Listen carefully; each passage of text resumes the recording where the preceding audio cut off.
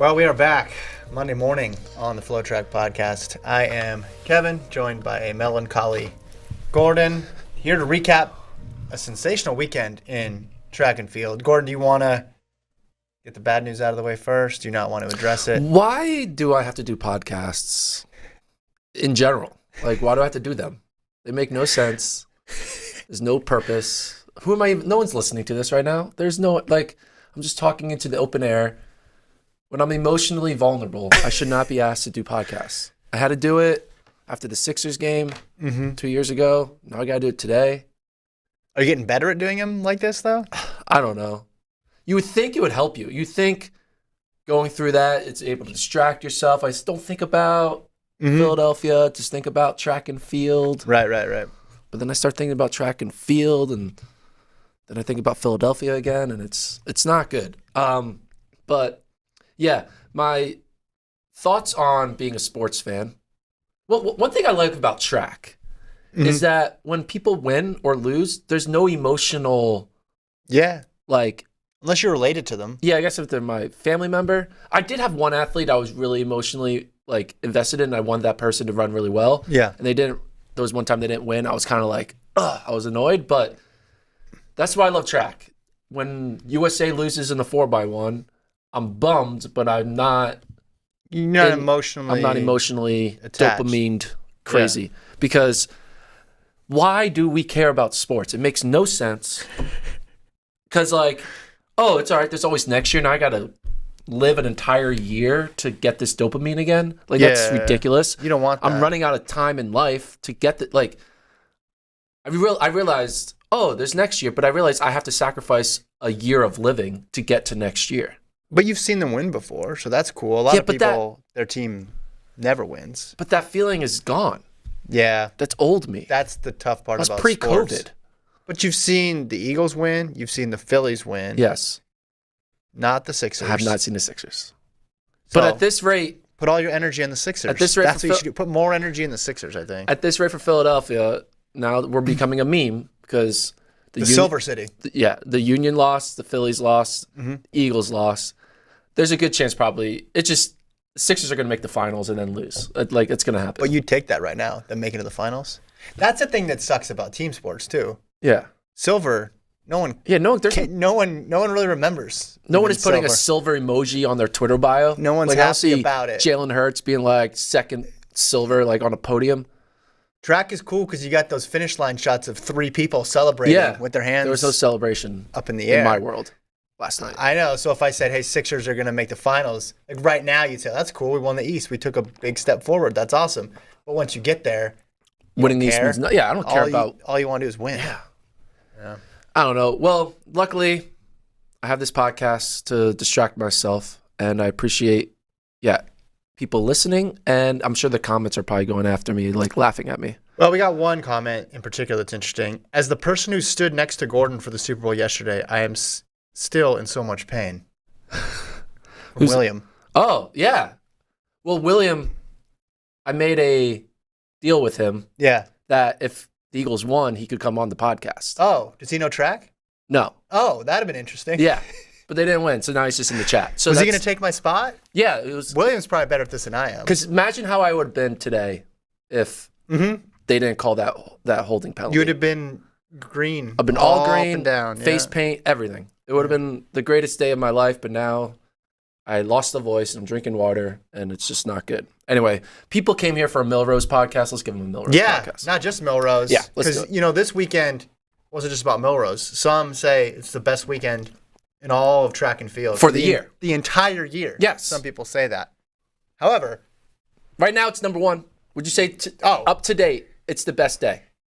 I'd say that this weekend was the best sports weekend when you combine this plus the Super Bowl. Just kidding. Dude, that's a joke. That's a joke. That's a joke. Stop it. We can't do that. All right? Gonna swing can't on do that. No, but now, easily, this is the best weekend of track.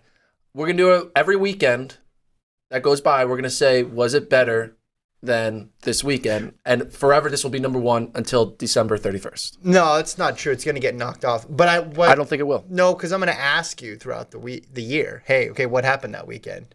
And I think as time goes on, memory's going to fade. I don't know. Just like that painful loss, it will fade. as you go on Yes. throughout the year.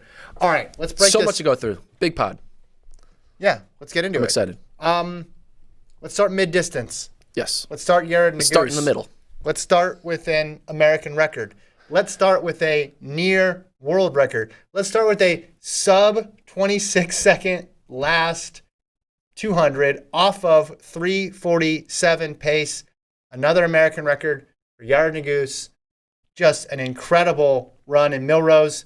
Field was good. We knew the pace was going to be hot. He was up to it, Gordon. He just absolutely torched everyone the last couple laps. And I was watching the clock, probably like you were watching the clock. I thought he had the world record. I legit thought he had the world record because of how much distance he put on everybody else over guys who were not falling apart, right? Naguse just absolutely left them in that last 400. What were your thoughts watching that race? Did you think the world record was going down? Well, my thoughts for that race, 8-lap race, right? Yeah. But A there little was more than 8 laps, yeah. a little more. Okay. Sorry. We get it. It's 9 extra meters. All right, we get it. 8-lap race, but there was a segment in the final lap, the back stretch. Yeah. Those like 25-ish meters, I was like, holy shit. Because the separation that it just looked like he was doing a different sport. Yeah. It looked like he was running on a moving sidewalk. His just like gap over Gorley and Hoare, just like, it wasn't slow. It was rapid extension of the lead. And then I was like, oh, he's on another one. He is not dying. He's being able to maintain this hot pace, which then I thought, okay, yeah, world record is in the mix. But just watching Naguse on that backstretch in that final lap, I was like, that's a potential gold medalist. Like, that's what gold medalists do. They run like that. That's what Jakob would do. That's what a Chariot would do. And I was like, whew. I did not think Naguse was going to be medal contender in 2023. I thought he was going to be like, hey, finalist maybe. Yeah. But after that race, he went from finalist contender to medal contender to all the way to like, that's what gold medalists do. They run like that. I get it. It is February. It is indoor. Things change when we get to the summer. But you can't ask for a better indoor season to start your, first year with. Is this the first year with Dathan? Well, last year he was pro, right? Yeah. But this is the first full season starting yeah. from scratch. Remember last winter set the collegiate record when he was at Yeah. Notre Dame, and we thought, okay, he's going to go to NCAAs and crush it, and it didn't happen. Now it seems like he's put it all together. Also, an interesting thing I thought about, at least I thought it was interesting, look at who he's training with. Hoare, Garcia Romo, a very international training group. Well, he's an American, but my point is, what's been your critique or observation of American milers and a lot of other people's over the last decade? They wait. They want it to be a kicking contest. It's because they all want to beat Centro, and that's how you beat Centro. Right. This was not run like that, right? This was a get after it from the gun. This is like a Oliver Hoare run, a Stuart McSwain run, a Jakob Ingebrigtsen run. Remember a couple of years ago at Mount Sac, Justin Knight and Oliver Hoare were battling, and all the Americans were left behind, and we're like, hey, the Americans can run that fast. They're just not used to running that style of race. Naguse training with those guys probably helps because he was really pushing it, and that's how you have to run in 2023. Yeah. If you want to win these races, I love it when we can get 100-meter splits. We get 100-meter splits now for distance races, and sometimes you're like, all right, whatever, what does this mean? But I think for this race, it's kind of cool. You found an interesting one? Well, this is the last four for Naguse. 14.24, 13.93, 12.97, 12.97. We just talk about escalation of pace there, and it wasn't off of a 3:55 pace. It was off of a pace that was already very quick. 12.97. Can you run a sub 13? No, I can't run it. No, and neither could a lot of the guys in this race. That's why it was just over. It was over so quick. Like there was this windup, and then all of a sudden Naguse just took off. I mean, Gorley ran really well. That's an all-time mark for him. 3:49 or 3:50.83. That equals his personal best. National record? Yeah, Tanner 3:51, Garcia Romo 3:51. National he was record. up in there. But I want to get back to what you said before.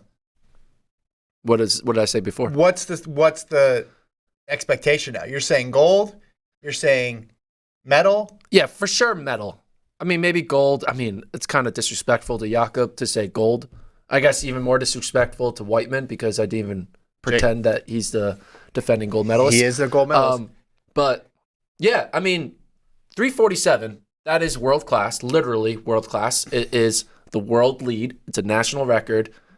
Off the world record. Just off the world record.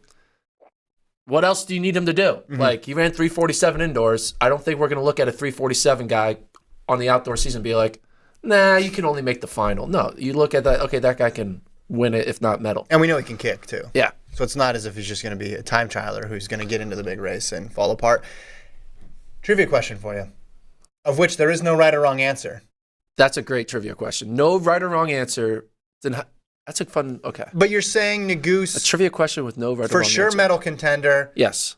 And you have to discuss him for gold. Not a favorite by any stretch of the imagination, but at least he gives the U.S. a puncher's chance if the 1,500-meter final was right now. How many countries do you think have at least a small chance at getting gold in the men's 1,500? Okay. Start with Norway. That's one. Let's say USA now because Yard, we're like, yeah, why not? Okay. Okay. Two. Australia. Yeah, McSwain and Hoare. Yeah, two. I mean, this is maybe because of the depth, but why not? Spain? Yeah, I have them on the list. Garcia Romo and Katir. He got bronze. Yeah, so how many is that right now? That's 4. Okay. I guess we got to put Kenya in there. Got to put Kenya in there. Chariot in the mix. Kip Sang. So at 5? Yeah, you're missing an obvious one again. Who's the reigning gold medalist? Where's he from? I know, I'm saving that. And also Josh Kerr as well. So yeah, Great Britain. So that's 6? Yeah. All right, 7. I think there's a 7th out there. I mean, not Sam Tanner can't win. I was going to say New Zealand, but no, I don't think Sam Tanner can win. I guess Ethiopia probably has a guy. That's who I had. Yeah. Yeah, with Tefera. Yeah. So that was my list. 7 countries right now. And there could be another one that pops up, right? And then you add in the mix that the 1,500 is pretty unpredictable. Who had Jake Whiteman winning gold? That'd be kind of cool if the final has like 7+ countries in it. Yeah. Yeah, I thought that was interesting. But here's the reason to...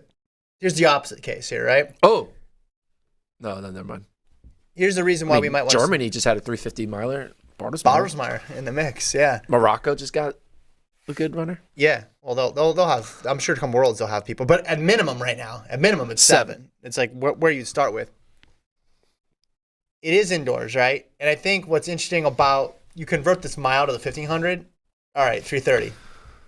Is that what it converts to? Yeah, which is right along where Jakob has run indoors for the world record. So you're like, all right, cool. But then if we're talking about, well, how really slow are indoor tracks compared to outdoor tracks? If someone ran 330 outdoors, would you be like, okay, that person, gold medal threat? Maybe not. But then you go back and you watch the race and you just see how dominant he was over that last lap. You can't help but be excited. Yeah, and also like there were legitimate, I mean, there was... I think we need to see Yard race Jakob. Yeah, we do. But like to really get a true litmus test of where he's at. Mm-hmm. I don't think we would expect him to beat him, but like if he's able to ride with him and like, fall like a few seconds back on like at a random 1,500 Diamond League meet, then we can be like, all right, he's in it. Because like Jake Whiteman, like he lost to Jakob, but he was also like in it throughout the races, I felt like, leading up to Worlds. Mm-hmm. So we still need a kind of a Jakob Nuguse compares like. Okay, so are you saying right now Nuguse overwhelming U.S. favorite though? Let's take a step back from Worlds. U.S. favorite. I mean, we don't know about Cole Hawker. He scratched. Yeah. I mean, Cooper Tier, I think is. He was a few spots back in the 3,000, but it's still early. I mean, Hawker's the only guy. Hawker's made a team. Tier's made a team. I mean, Nuguse has made a team, but he's never actually run in a race wearing that U.S. jersey at the senior level because of the injury during the Olympics. I would say right now, the only person who's a lock to make the team, I think, is Nuguse. Yeah. I think the other two are. I don't think Cole Hawker's a lock because you don't know the health. Yeah. Cooper Tier, he got hurt, and then Centro, he got like dead last in a random 800 over the weekend. But I think Central will improve. The question is, can he catch up in time? Not even in Nuguse, but can he catch up in the top 3 by the time USA's goes on. Yeah, I think Yared number one right now in the U.S., and I think that's pretty clear. The question is just consistency, right? Yeah. Can he do it? Thinking back to Tokyo trials, remember Yared outkicked Craig Engels and disappointed people like, why didn't Craig Engels make the team? Well, that looks a little bit different now. Yeah. In retrospect, when the guy you got edged by almost broke the world record in the mile. So I think Negus's stock improved of all the milers in the world this weekend. I think his stock improved the most. There was a lot of milers in the world this weekend. There were a ton of milers in the world this weekend. So many of them. But I think the person I want to talk about now, I think their gold medal odds got better this weekend. They didn't jump by as big of a margin because they were already starting from a high up spot. But I think their chances of gold are higher than Negus's just because of what they've done in the past. And that's Josh Kerr winning this 3,000. We broke it down. There are a lot of guys in there that we thought could finish ahead of Kerr just because they were better fits, we thought. For this distance. No. Josh Kerr, who ran the half marathon in preparation. Hey. We should have taken the half marathon seriously. We should have. That he ran. He goes 7:33. Real smart race, too. Just waited. And then a big kick. Beats Luis Grijalva, who got what in the world? Fourth in the world. He got fourth in the world. Luis, fourth in the world, Grijalva. We had Klecker in there as well, too, who just ran 12:50. Again, I know it's a 3,000, a shorter distance, but if you're looking for Kerr to get back into the medal stand and also looking at him to potentially pull an upset and get a gold medal and do to Jakob what Whiteman did, this is the result you want to see. I mean, Tier is no slouch. He was in fourth. I thought this was an impressive run for Kerr. Yeah, extremely impressive. And you were saying, like, you could argue maybe even more impressive than what Negus did. I think as a singular performance, Negus's was better. Yes. Just off the world record. Yes. But what this could end up being something that means what more. What this could translate to. Because we've seen Kerr do it in championships, and now he's at a higher level. Negus, we're still going to have the question until he gets into a major championship and gets through those rounds, whether or not he can do it. But this, ultimately, I think could be an overlooked performance. And I really like the way he closed, and yeah, we shouldn't have counted him out at all in that one. Yeah, I mean, who did you take right now head to head in a mile or in a 1,500? Josh Kerr or Yared Negus? Pacers? No Pacers. No Pacers. I think right now I would still go Negus. But if I'm forecasting to July, I think Kerr. I just like his big, and I know it didn't work out for him in Eugene, but he didn't have a terrible race there. He has a bronze medal. Kerr. Here's what I suggest. Why don't we find out in a couple weeks, aka in 2 weeks? There's this track meet at Boston called the BU Last Chance Meet, where we can actually see this happen. Isn't Negus going to Europe? I think he's going to run a fast 3 in Europe. We can come back. Okay. All right. I mean, come back. Run the BU Last Chance. All right, let's jump over to the women's mid-distance, and then we're going to talk sprints because I want to talk about that men's 60 at Millrose. Got a lot to say about that men's 60 at Millrose. But let's go first. Women's 3,000. We didn't think Alicia Monson could get the American record. We thought this would be too much of a race and not as much of a fast-paced time trial setup. But we were wrong. They had multiple rabbits actually in this race. Yeah. One going for the American record, one going for the collegiate record. Both were achieved. Monson gets it done, 8:25.05. Caitlin Tui gets the collegiate record, just smashes it, 8:35.20. I didn't think there was any drama there. But you know my adage, Gordon. I like not to overreact to indoors. Just did it in the last segment. I love to overreact. Well, I'm going to overreact. Alicia Monson's the favorite in the 5 and the 10. In the U.S.? In the U.S. Okay. Yeah, I was like, wait. Hey, no. I'm not going crazy. Maybe this is a tepid take and not a very bold take, but I've seen 2 results now. Indoors, right? And that's enough for me, combined with what she did last year. She's so much better than she was last year, and she was starting from a pretty high level there. So I would put her number 1 right now in the U.S. in the 5 and in the 10. Not bold? That's not bold at all, okay. Bro. You acting like you just like, whoa, did you hear me out? I'm going to go with this no-name prospect. Well, she You got coming Schweizer, off you of got running Crowley. a measly 8:25 3K. All right. And I'm going to say that person who no one knows she's training in with a random team with some random coach. No one's ever heard of this guy named Dathan Ritzenheim. Fair. I deserve all this. Fair. She's going to be the favorite. She is a favorite. She's winning them both. I'm not saying right now she's number one. I'm saying she's going to win them when they run the U.S. championships. Is that better? No. I get no credit for that? You're saying she's the favorite. Like, okay, yeah. She was 13th at Worlds last year in the 10. Okay, I'm saying. That doesn't. What was she in the U.S. last year? How'd she do at the trials? Second. So you think the person who got second last year is going to win this year? In the 10. In both, Whoa. she's going to win both. Whoa. All right, you want me to go farther? What? She's going to get a medal in the 5. Okay, that's. She's going to break the streak. Okay. No U.S. woman has medal in the bold. 5. Saying she's going to win USA is not bold. Saying she's going to medal? Medal in the 5. Really? Yeah. Because that's bolder. That's more history. Do you believe that? Yeah. 100%. I didn't get just boxed into this take right now. No, I believe it. It's that the drought has to end eventually. I don't know, nobody is really paying attention to that drought because they've medaled in the 10 and medaled in the 15 and got medals in the steeple. But the 5 stands alone. Alicia Monson, going to get it done. Let's talk about third place. Caitlin Tui. Yeah, there was never a doubt for me that she was going to get it. It played out exactly what you said. You said she's just going to stay close enough, and they actually had a pacer for that second group. But then it molded into one group, and then she passed Hennis, she passed Elise Cranny, and then it almost looked like she was going to latch on to that top group. Monson ran away eventually, but she beat this by a huge amount. Yeah, very impressive. The more she races, she's now just every time she's raced so far indoor, or I guess she did a 5K. This year, every time she's raced, she's broken the collegiate record. 2 for 2. You break the mile record, you break the 3K record. She's probably going to anchor a DMR that will probably break the DMR record, and then she'll just get records. The only time she runs, it's going to be record. Efficient. Very efficient. If you're going to do it, this is the way to do it. Talk about going 1 for 1 on all your records. Yeah. Very impressed. 8:35. What do you think? Where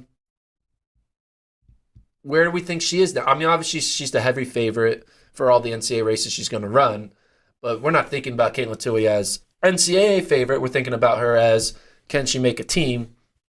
Has her stock gone up or stayed flat after this performance? No, I think obviously it goes up, but I just said Monson was the favorite, right? Yeah. So then this is good experience for her because she's running against the best woman in the U.S. right now at this event. So you can see. The question is how many people will be in between those two. On Saturday, there was one, Whitney Morgan, who had an amazing race. That's going to be the most overlooked performance, I think. 8:30, yeah. She runs 8:30 casually, and she's literally in no woman's land. She's 5 seconds behind Monson, 5 seconds ahead of Tui. Yeah. We're all going to talk about Monson because of the record. We're all going to talk about Tui because of the prospect of her. But Morgan's like, hey guys, I just ran 8:30. Yeah, I'm an NCAA champ. I'm an NCAA champ myself. Not many people are doing this, so I may mess up your whole Monson Tui 1-2 thought process. Yeah, well, I think obviously Schweizer's going to get in the mix eventually. I think Cranny, you kind of called it with her first race, Rust Buster. I'm not going to. I like when you say you kind of called it. It makes me feel like when you compliment me. It's well, a good if feeling. I'm going to point you out on things you got wrong, I have to do it for things you have right too. Which it's a much smaller number, but I need to acknowledge it when it happens. No, I think to say, Cranny or whoever, you're not going to throw. I'm not discounting anybody based on what happened on Saturday because you never know, and it's indoors, and we've seen it happen too many times. But I do think this can help to elevate some people, which is why I think Monson's in the mix. It's why I think Tui has a shot at making the team. And just again, the experience is invaluable, right? Compare this to if she went to just a collegiate race, ran against other NCAA athletes at BU off of just a purely rabbited race for her. It'd be a totally different experience. This is getting her prepared for what she's going to experience when she does try to make a team. I know it won't be indoors, at least not this year because there's no World Indoors, and it won't be with Pacers, but it's with this caliber of athletes. So once again, I've said it from the jump, but that Coach Hennis at NC State's done a great job, working with her, putting her in the right spots to succeed, and that's continuing here. All right, should we do 60s? Yeah.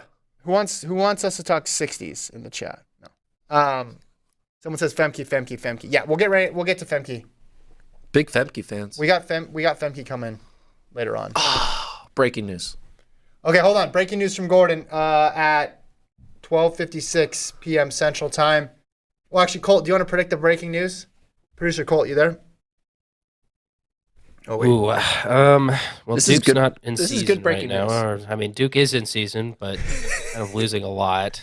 Guys, this I is don't legit. know. This is legit breaking news. You shouldn't be making a mockery of this statement I'm about to make. All right, go ahead. Christian Coleman has scratched the 60 at USA's. Darn And it. so has Trayvon Bromell. No! Noah Lyles is running. Man. Okay. That was breaking news. I Was wish- that breaking news? That was, I don't know when it broke, but it was relevant. It just totally took the air out of the segment, though. I wish know, you well, waited. No, well, I have to tell you, like, Oh, before we who's get in? to the Who's in this thing? Cole, everyone cares about Kobe Hilton, Yeah. Brandon Carnes, but it's basically just Noah Lyles. Qualified, scratch, qualified. Okay, so here's why I think Bromell scratched. This is just a guess. I think he got what he wanted out of indoors, which is, okay, I can still I run 6.42. I'm good. Maybe Coleman, the same thing. Which scratch are you more surprised by? I'm more surprised by Coleman scratching. Yeah, because Coleman's like, all right. This is his event. Do you think they scratch because they didn't want to race each other, and then they both scratch, and now Bromell and Coleman are like, dang, I scratched because I didn't want to race you. You scratched because you didn't want to race me. But one of us wanted to run USA's, and now we're going to just give a title to Noah Lyles. So now Noah Lyles is going to go to USA's, win it, and now he's going to be the U.S. 60-meter champion, and everyone's going to be like, Bromell's going to be like, God dang it. Like, game theory backfired. Coleman's going to be like, I mean, Coleman got his win at Millrose, but there's, people are always going to find a way to put asterisks on whatever. But Coleman straight up. All right, let's just go back to the beginning. Let's talk about let's talk about Bromell first. Let's pretend that we did not have that breaking news from Gordon. But that was Bromell goes to Clemson, Yes. right, and reels off 3 really good races. He ran a first round 54, then 6:46, then 6:42. The 42 is the wow there, right? That's a personal best, and it's a personal best coming from a guy who's a good 60-meter runner. Moves him up the all-time list.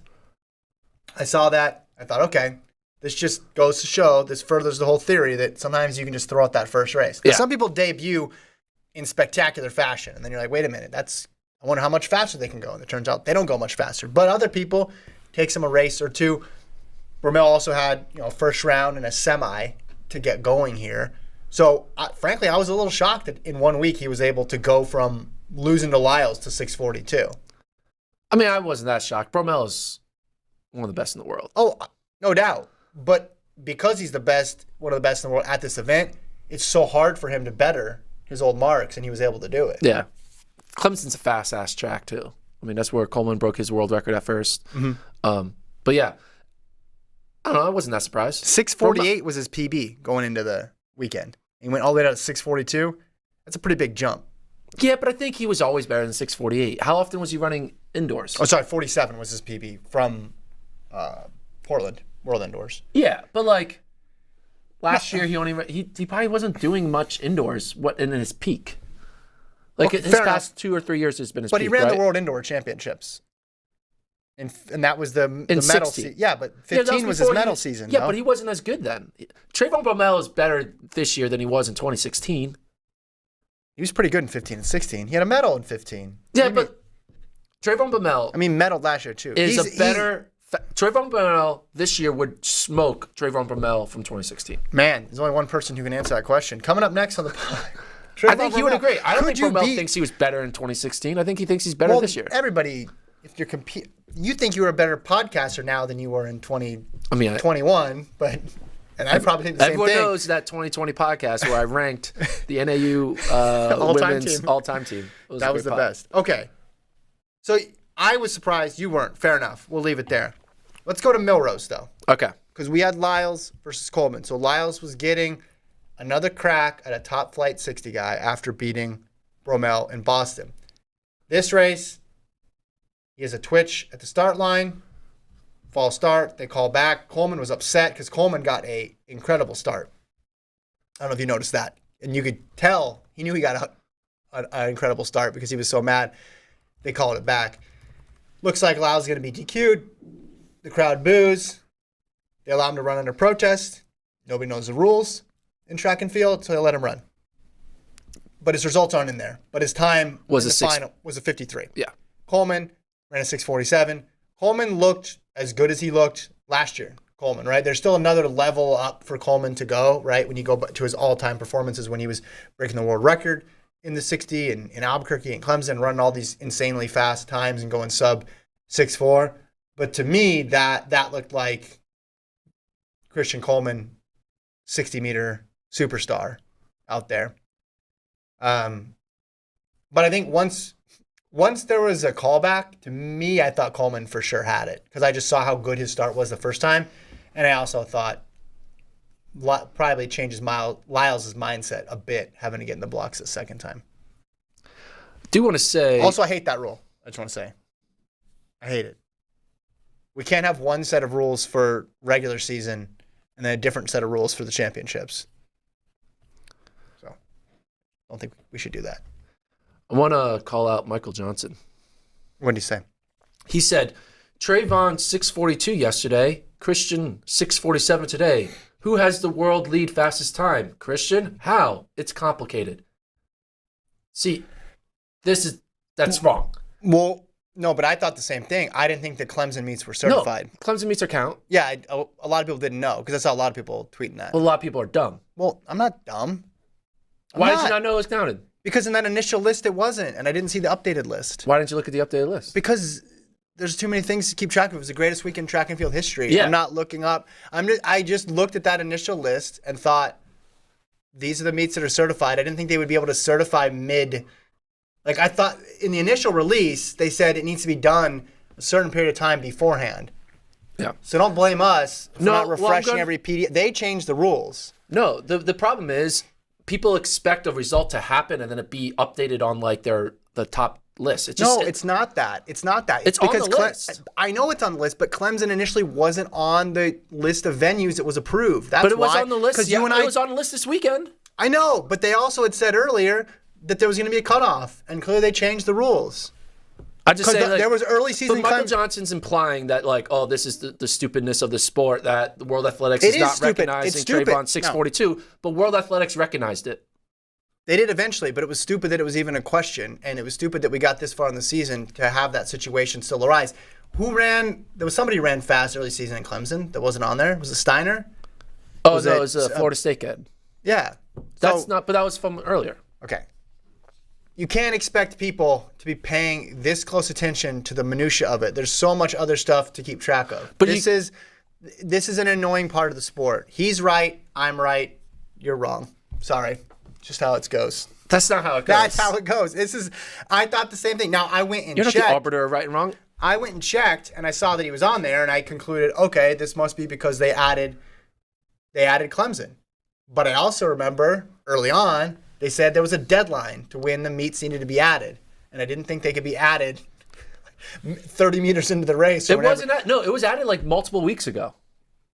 Again, it wasn't at the beginning of the season. I think they went past the deadline. I don't have the document that says when the deadline was, but it doesn't make sense to go like you're into the season already and then you're changing the rules. But like Michael Johnson's saying, it's complicated because 642 isn't the world lead. Actually, it is. He's saying it's complicated because we're having to have this conversation. No, he's saying it's complicated because he says that World Athletics is calling 647 the world lead. They're not. They're calling 642 the world lead. But the reason why he thought it was the same reason I thought it was because meets at that venue earlier in the season didn't count. I'm just saying. How are we supposed to figure that out? You know what? As you're asking the great Florida head coach Mike Holloway once said, do your research. Again, I admit, but that's the problem. The fact that you have to.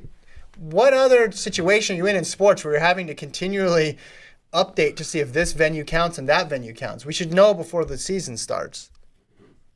I mean, yeah, I feel like watching an NFL game, deciding what a catch is. I just think we all wanted to pretend that World Athletics was ignoring the 642 to dunk on World Athletics about our sport's so dumb. But World Athletics never did not count the 642. No. It was that's gaslighting. This was gaslighting. No, it's not. You don't we were even, gaslighting. That's the wrong definition. We can bring Colt the Millennial tell us the correct He was definition of gaslighting. words. He No, was he's implying not. that something was not. He not the reality. assumed the same thing that I assumed and a lot of other people assumed, which is that the meets at the beginning of the year didn't count at Clemson, so a meet 3 weeks later also wouldn't count. You're making it way more complicated than it needs to be. Ultimately, it counts. We all understand that it counts now. But the fact that there was this whole issue and no one knew early on, let's talk about track. This is stupid. Was the Super Bowl on the pre-approved list? Because maybe we can say last night didn't count. The Super Bowl, that's true. Scratch that for the record. Did you see World Athletics posted like a graphic for like Devin Allen at the Super Bowl? They had like a whole like Instagram thing. Oh, really? Yeah. Nice. But like he was on the practice squad. He wasn't in the game. I thought that was funny. They had they did a whole like animation. Graphic. Everybody was slipping. They can't get the grass right. Yeah, you know why they did that? Because they knew that the pass rush the Eagles had was great, and they wanted to have a way to neutralize them. So they put slippery grass. They spent $800,000 on the grass. They put slippery grass to like screw up our defensive linemen. All right. Yeah, Devin Allen to the Super Bowl. When do you think he makes his track debut? Outdoors. All right. You want to talk about women's stuff?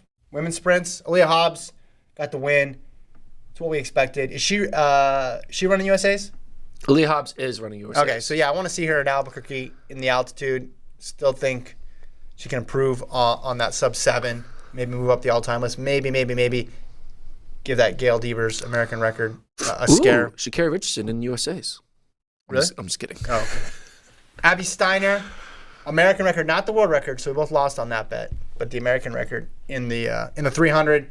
Looked like Brittany Brown was going to get it, and then Steiner, that last 100, just super duper powerful. And the other result, you can jump in on any of these, was Femke Bowl in the quarter.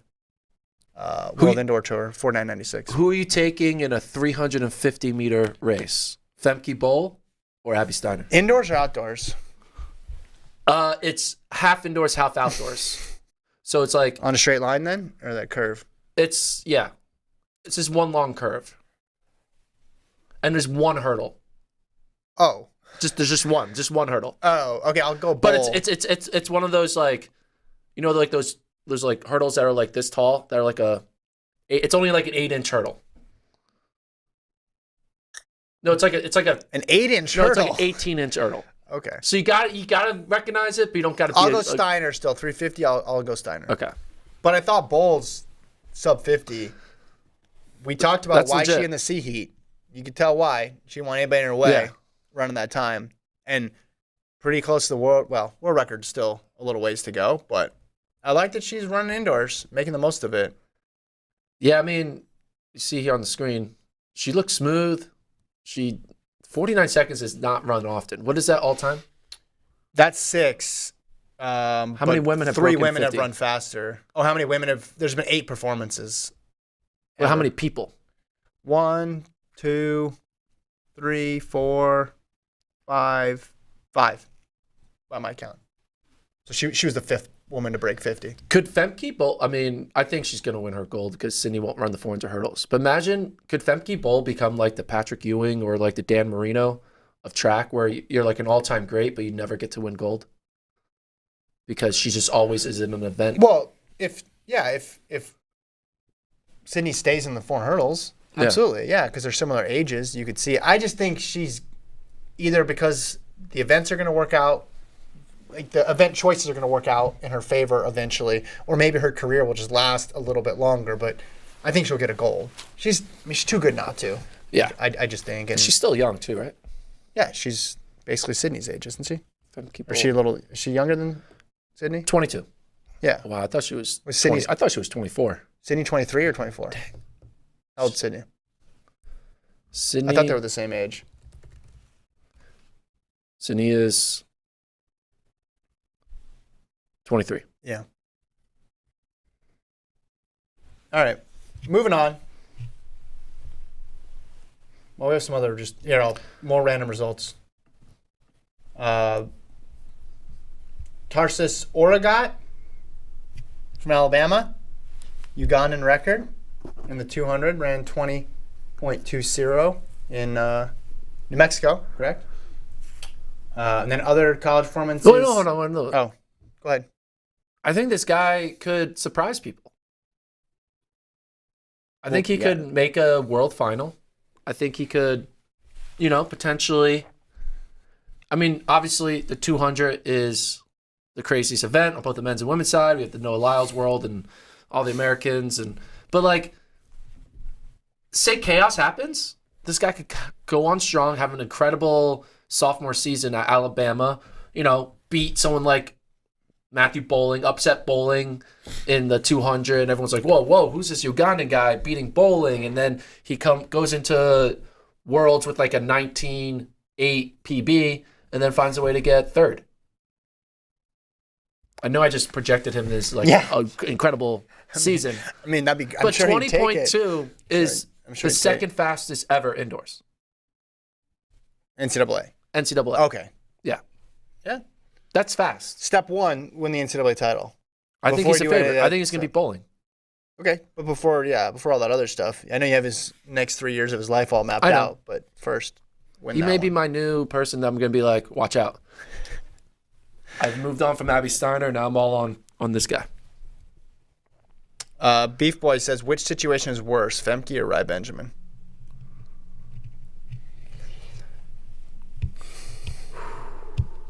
Probably, I would say, if by worse you mean harder to get gold, how I'm interpreting that question, Benjamin, because Sydney's probably going to leave the 400. Warholm and Dos Santos aren't going to the 400. Well, yeah, and also Dos Santos is hurt now. Yeah. Needs surgery. So they're not saying, hey, I'm going to go run the quarter. Yeah. And that's a good question. It's two versus one, too. Right? Only one person needs to leave the event for Bull to do well. Now, Rye is closer to those guys than Bull is to McLaughlin, too, right? So, but it doesn't matter if you win by an inch or a mile. Losing is losing. Yeah, but I'm saying you could heads up. If say they all run at full strength next year, a Benjamin upset wouldn't be as big of a deal as a Bull upset. You can is what see, I'm saying. You can see a world where Benjamin beats Warholm. You cannot see a world where Bull beats Femke. It's like that. Sydney, yeah. That meme, like the futuristic world, if like a society would look like if Bull were to beat McLaughlin. Yeah. So it's, I think Rye's in a tougher spot unless Sydney stays in the event. But the chances of her running the 400 hurdles in 23, 24, and 25, I'd say at least one of those she's going to be gone. Like she won't run it for one reason or the other, right? Would you say? Yeah. Better than 50-50 odds? Yeah. All right. What's left? Some good Field throws events by Krauser and Ely. Yeah. World leads by both Ely and Krauser. Krauser just like chucking it 22 meters. With a change his form up too, they said too. So he's still tinkering. He's gonna figure out how to throw 24 somehow. He's gonna come up with some new hybrid glide spin move, and combined with the fact that he's just an absolute beast in the ring, it's just gonna never land. It's incredible. How long do you think it would take Ryan Krauser to throw a shot put like across the world? Yeah. How many years? How many throws? Let's do that. So how long the world across the country. How far is it across the country? Country width in meters. This is helpful. US country width. All right, so it's 4,622 kilometers, right? Mm-hmm. Uh-oh, Colt's going to try to beat you. Go, Colt. So that's times 1,000, right? Right? So it's 4.6 million meters, right? And he throws it on average, what, 23 meters? What's his average? No, that's average. 22.5? Assuming he doesn't get tired? 22.5. 22.5. So he just needs to throw it 207,200 times. Well, Colt came up with 205,000, so somewhere around there. Yeah. That's not that many. Probably. We're close. I mean, how many? So, wait, all right. So you do 6 throws per meet, right? So if you do 6 throws per meet, He just needs to compete in 34,500 meets. If he does that, Krauser could take a shot put across the country. All in the Game says 19.57 meters, collegiate shot put record by Oregon's Jordan Van Klinken, breaking the old mark of 19.56 held by Raven Saunders. Yeah, she's an Arizona State transfer. They're gonna really, she's really good in the I think the Disc. disc. Yeah. That was it. Yeah. She was a Bowerman finalist potentially. I think wasn't she? I don't know. Not last year. Not that final group was. No, not last year, but 2 years ago. Yeah. Yeah. All right. We're down to the. Oh, do you want to talk about milers, and then we can do underrated performances, and then we can talk about over/under. Yeah, I know you updates. don't like talking about this, but I did see someone in the YouTube comments when you posted all 56 milers that broke 4 at BU, 52. 52. Said Kevin's gonna hate this. That was a comment. someone thought that it was all in one heat because the graphic that I put made it look like it was all the 52 milers were in the same heat. I mean, that would have been more fun, right? 52 people breaking sub 4. Cole, go to the YouTube channel and bring up the short on FloTrack. But 52 milers, sub 4 milers in the same meet. It took 7 heats. What are your thoughts on that? I mean, 7 heats, 52 milers. No, I'm not surprised. This is what This has never happened though. Yeah. Well, it just took a meet to put it together. Everybody wants to go to BU to run fast. I think they could have done similar numbers. You could hold a meet next weekend, right? And have huge numbers as well, too. This is coming at the perfect time. It's the perfect venue for it as well, too. We know mile times are dropping down. I think it also helps, too, because everybody just feels it's attainable now. So, more people are going for it. So, even in those later, deeper heats, guys are getting it. People are getting it who don't have the PB that backs it up, which goes back to the meet director talking about the confusion of seeding and everybody all over the place. So you have fast races popping up everywhere. But there's 89 milers now in the NCAA. D1. Yeah, there's more because D3 national record was broken. In heat 4 or 5, he ran 3:55. It's it was insane. Mm-hmm. Let's give a big shout out to the D3 national record holder. What was his name? Come on, I got it. From MIT, ran 3:55. Ryan Wilson. Congrats. He came in with a PB, I think, of 4:06. Runs 3:55. So we'll get to the. That's my point, right? Yeah. We'll get to the over-unders later, but you set this line at 32? 35. Yeah, 35. My question to you is simple. How could you be so wrong? I would like to answer your question with another question. How could you be so wrong on Yard New Goose? See, I thought we both said over on that No, one. I said under. You must have switched because initially I think you said under. Over. Yeah. I went under. So Bartlesmeyer was the fastest though at BU, 350, and then Asai of South Carolina ran 350, which puts him number 2 all time behind tier, but ahead of Hawker. Right in between the 2 Oregon duos. But who's your favorite now in the NCAA mile? Is it this guy who runs 350? I mean, just take your pick. I don't know how you separate any of these people. You know what? I'll probably go Wascom still. You still think that? Yeah, because the championship experience. I think I'm going to go with, I think the person who's going to win the mile is going to be the outside the top 8 in descending order list. The seeds. That's my prediction. The seeds in the mile don't make it. It couldn't mean less. I know. That's why I think the person with the outside the top 8 in descending order list will win the mile. Did we talk about Mondo yet? No. Okay. You did a nice little mashup of Mondo's misses. Yeah. Are we still on the mile? Or are you okay? No. I saw someone mention Mondo and I realized we didn't talk about it yet. You gotta give an attention span of a. Well, we talked about the mile for a while now. Then we move on. Didn't you say if it broke the record that you would be done? Yeah, it'd be done. Is it over? Is the mile over? So here's the thing. It's not gonna be over. One, I'll tell you why it's not gonna be over. Bait and switch, Gordon. It's not gonna be over because There's going to be another fast mile in 2 weeks at BU, and we're going to talk about it. And then ultimately, 65 people? ultimately, come April, when we're talking about the 4x mile, I'm going to be going hard into the paint about the mile. Sub 16? Because I already looked at it. Guess how many teams have 4 guys who've broken 4 on the same team? 8. 7. That was a good guess. I'm good at this. But I'm good at this. 7 teams with 4 guys under 4. And then now we're going to think about there's going to be a bunch of teams. That 4x mile, I'm going to be thinking, can we get the first ever sub 16? Because no 4x mile has ever broken 16 minutes. Yeah. It's so silly. What's silly? Nobody's ever broken 16.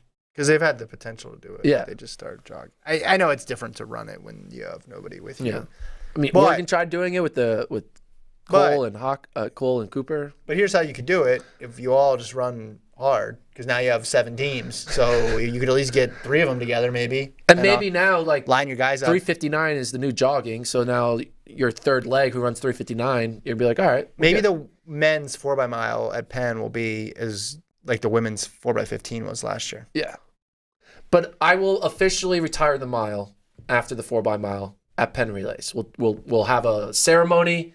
We'll take it, and I'll take the sub 4. If we get a sub 16 minute 4x mile, I will officially never mention sub 4 That's for the rest of my life. It's impossible for you to do that. No, you know it's I'm telling you, I'm making an agreement right now. Until the next year comes and you'll be like 7 under 4 in BU opener. No.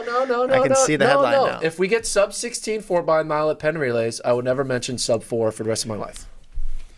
The marketing of it is too strong. I'm paddling against the stream. I realize that. I'm powerless against it. It's just, people love talking about it. Right? True. It just has staying power. It's tough. I just want a list of sub 10,600 meter runners. That's all I care about. I want to make sure we have that too. All right. 10.6, 10.5. What is it? We figured this out one time. Yeah, it's not that fast. Yeah. All right. Underrated performances of the weekend. Favor of Philly and Roisin Willis both run number. Why don't you try that again? Underrated performances. I forgot already. Underrated performances of the weekend. You take it. Underrated performances of the weekend. You got 2 here, Gordon. Favor Ophelia and Roisin Willis. Yeah. 22:36 for Ophelia, 1:59 for Willis, both number 2 all time. Behind 2 great all time athletes, and Abby Steiner has the 200 record, and Thing Mo has the 800 meter record. Ophelia, though, 22:3. That's quick. You got to think. I mean, Ophelia, we remember she had a phenomenal SECs. She kind of got overlooked because Abby then came back and ran well at NCAAs. But now that she's in her senior year, best form, she's going to be likely dominating the 200 at the NCAA level. And then Willis, we literally just talked about someone running 2 flat, and Michaela Rose at BU. She runs 159 in Chicago for Stanford. The 800 is now looking pretty good. Now you got a 159. You have a bunch of women who's run 2 flat or 201. The women's 800. Yeah, 2. Pretty exciting. Don't you have 2-1? Whitaker was 2 flat too. Yeah, that's right. All right. Yeah, it's gonna be exciting. I thought Willis could do it. Right. Just there's so much depth there and so much talent on that Stanford team. But yeah, it's gonna be an exciting one. We mentioned mine earlier, Whitney Morgan though, 8:30 in the 3K. It got overlooked just because it was in between 2 gigantic storylines of American record and collegiate record, and Morgan's only a couple years out of college. It's not like she's been on the circuit forever, but she turned in a really good race. In the chat, Anthony mentions Shanti Jackson, 7.16 in the 60 at Millrose, which is a high school record for her. Also, Danny Jones, 234, number 2 all-time in the U.S. in the 1K. And Natasha Rogers ran a 14:52 in the 5K at BU, number 6 in the U.S. all-time. Natasha Rogers, man, she's been around for so long. She's retired twice, come back, and now she's running 14:52. I think she retired twice. Did she retire twice? I don't know. I mean, I know she was away from the sport for a while. I don't know if she ever officially retired, but she's been really strong for a couple of years now at a variety of different distances. Yeah. The habit in major sports where the retired athletes are critical of the current era of athletes, and there's a little bit of back and forth, right? The current athletes don't like it. Yeah, like Charles Barkley and Shaq versus NBA they're saying, players. this is a different era. Stop raining on our parade. think it was it Oscar Robertson said he'd have been better than Steph Curry, or he had some critique of Steph Curry at some point, and people are like, all right, that's an interesting take. And then the old guard is reluctant sometimes to give credit. If I was a middle distance runner, a retired middle distance runner right now, who was around before the current era of shoes and the presence of BU as the site of the holy grail of all fast times, I would be bitter. I wouldn't be mad at the current era. I would hope I wouldn't take it out on them and say, your times don't count, But I would have just been jealous that I didn't get to experience it. Like, I didn't get to go to BU. I didn't get to run in those bikes, because if you're competing at such a high level, I bet you would have just been really curious what you would have been able to run fully optimized. And I do think, a lot of people remember track history based on all-time lists, right? Yeah. Especially top 10. And you see like notable names like a Dathan or Ryan Hall. And I think a lot of these great all-time collegiates are going to be erased. Like, German Fernandez. Mm-hmm. He's one of the best collegiate, his freshman year, winning that NCAAs. But now, like, his times are being like smoked by all the current Oklahoma State athletes. And you're thinking, like, are all these athletes better than German was? I don't think so. Like, no. But it's not. It's like, it's going to be hard to preserve a lot of the greats who aren't going to be on the top 10 lists because of all these fast times, which is part of it. It happens, right? Yeah. Like, whatever. But it does feel, look at the women's marathon internationally. Like, it's all from 2020 and now. Yeah. So it's hard to remember the greats from the 80s and the 90s and the 2000s. You have to consider the era that they're running now. You have to look at the level of dominance. With someone like Fernandez, you got to talk about, all right, he's a freshman and he ran this time. Or the titles. The titles don't go away. But yeah, I think it just got to be overwhelming. At a certain point, people are like, all right, a couple people are going to run faster. But then just it's a tidal wave and it keeps coming and keeps coming. And then you have to have this conversation in your head of like, wait a minute. Is our sixth runner right now better than the guy who was a multiple-time All-American 2 decades ago? Like, that can't actually. We had a guy who was the best, or a woman who was the best in program history, and their times were slower than what we have multiple people on our team running now. I think that's when people started to go, all right, well, we just got to look at this, put it in its context right now. Yeah. Did you make a final? Did you finish top 3? Did you get a medal? All that sort of stuff. Anyway. This has been a hell of a pod. Hold on, we're not done yet. You want to talk about the mile again? No, we're going to talk about the over-unders. We can pull those up, Colt. I know I can keep us talking about the mile. I'll just always make it one of the over-unders. Yeah. All right, so update. You are still in the lead. You are 13-8-1. I am 9-12-1. We both got Lyles right with being over 651. Even without the DQ, he ran 653. Millrose mile, I said sub 350. You said over. Yeah. I got that one right because I am a smarter man than you. Millrose 300, we both got wrong because you follow my lead because I am smarter. The Millrose 600, I think there was a timing error because I should have got that one right. She runs 124.85, just barely under 125. You got that one right. I got that one wrong. Speaking of the 600, Nia Akins ran a 125 herself at Albuquerque in the 600. Yeah. No one's talking about that. Big run for her. Big underrated I'm glad I was able to trick you into that line, though. You tricked me in that line. Just snuck under it. And Shamina Little went out like 25 point or something. Crazy fast. And then sub 4s at BU, the line was 35. You said over, I said under. I think I said 73. I think it was 52. And then you made a joke. What will be more, the Sixers points against the Knicks Nets. or against the Nets in the first half, or number of sub 4s, and they had the exact same number. Sixers scored 52 points against the Nets, and there's 52 sub 4s. I have a knack for this somehow. I don't. You should be a claim bookie. to know why. Looking in the chat one more time. All in the game says Ophelia's junior, not senior, right? You said she was a senior. What year is Ophelia? Senior. Okay. Is she not? All in the game, who's been right about pretty much everything in the history of this show, says she's a junior. Oh, but I think that maybe she's a junior because of like, I guess she is. But how long has she been in school for? 21, right? Did I say 21? I guess so, yeah. Yeah. She's So you're right on the game once again. I felt like she was a junior last year. D Money says, I figured now would be a good time to point out my bold prediction, which I commented on your video several weeks ago, that Yared Naguse would be number 1 in the world in the 1500 this year. D Money. I don't think that's going to hold up, though. Right on the money. That's pretty good, though. I'd cash that check right now, though. If I made a bold prediction like that and my guy almost broke the world record. Yeah, but he said 1,500 world leader. Yeah, I know, but I'm saying. It's very different from running. But at least he's in the mix. If he got 4th in this race or in 353, True. You know, then it's like, all right. True.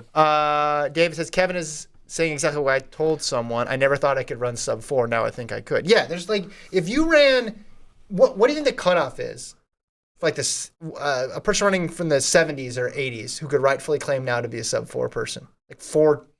I think 409. I guess as it gets closer to current era, you drop the time. But someone from way back. Yeah. I think if someone ran like 40, I think if you ran 406 in the 90s. In the 90s even? Yeah. Oh, wow. I think 406 in the 90s is a sub 4 now. Jeez. I would put a little lower than that, but maybe farther back. But see, also nobody wants to hear that, though. If you're at a party, well, I ran in 1985. Well, it's like someone who says, "Oh, my 1500 is this." Like we now have the 1500 conversion. Now we're gonna have the era conversion. Yeah. Let's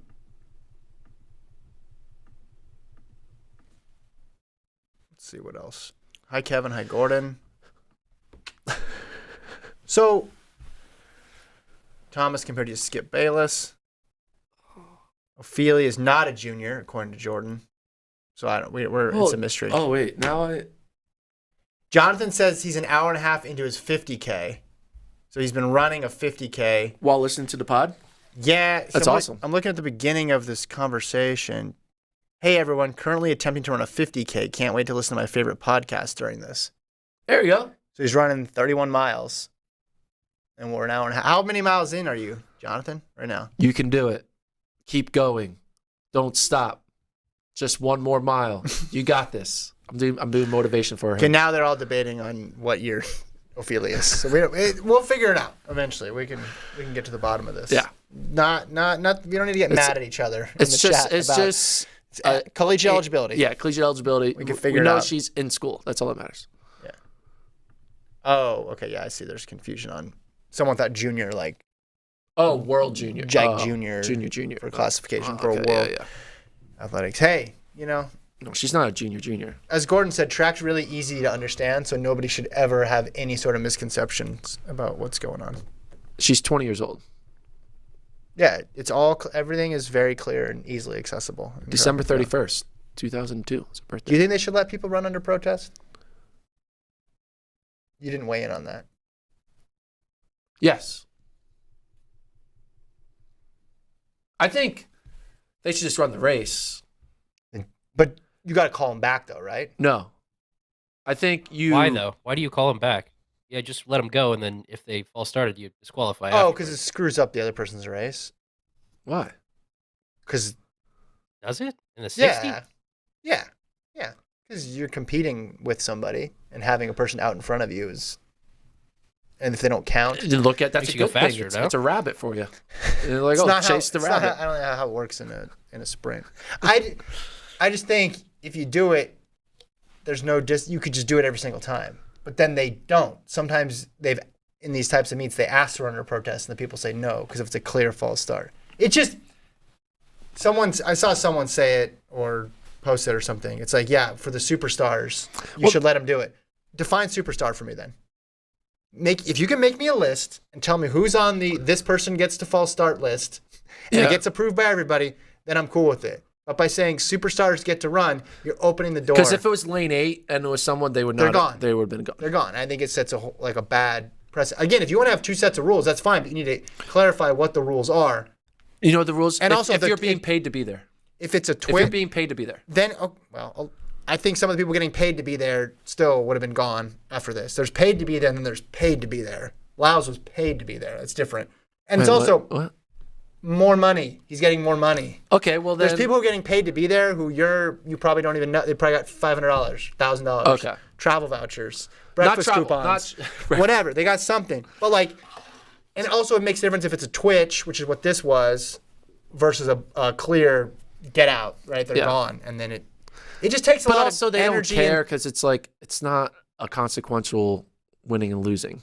That's why they also do it. I'm saying it's easy to do in this circumstance, but apply it to all the other events. Yeah. That's why I think again, they need to clarify it. Yeah. Someone says if the person that gets qualified wins, then it gets complicated. Because then, okay, now you got a bunch of people watched on TV.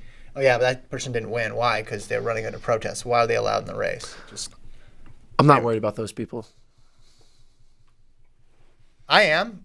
Then say someone's consuming the race on social media in a nice 10-second little clip, and Noah Lyles crosses the line first. Kind of confusing, is it not? Yeah, but like the 10-second clip now needs to turn into a 60-second explainer. Yeah. Hey, more time minutes watched. More eyeballs on the sport. All right. Thanks, Colt, for producing. We're like back. and subscribe. I say this with a lot of pain. Go Birds. See you guys.